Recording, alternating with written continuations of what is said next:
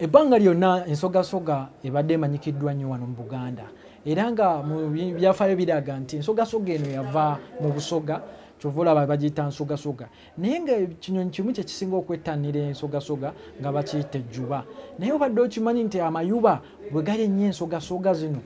go ebyoya byago bikula mangu nti era ne bw'oba omanyiza ejjuba mu wiiki bbiri ebyoya biba bizzeeko kyova olaba Abaganda baagera ne bagamba nti alima ensogasoga teyeewala mayuba naye gwe obadde okimanyi nti ate ensogasoga ye castor seed.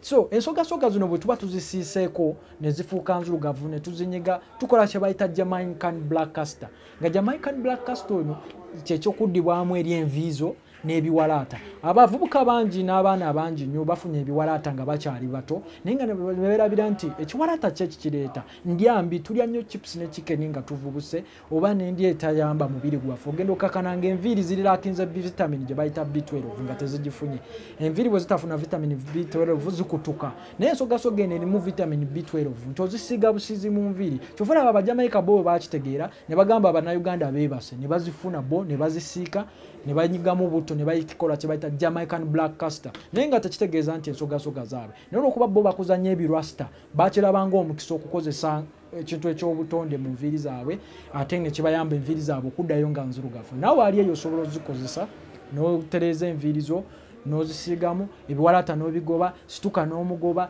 enviiri ne zikula ne ziwanvuwa naddala abakyala abaagala okuza enviiri era ne zinyirira ne banga temuli situka naawe osobola n'omwesiigako ensogasoga eno n'onyirira byonna osobola bisanga ku Equatorial Mall ekisenge 152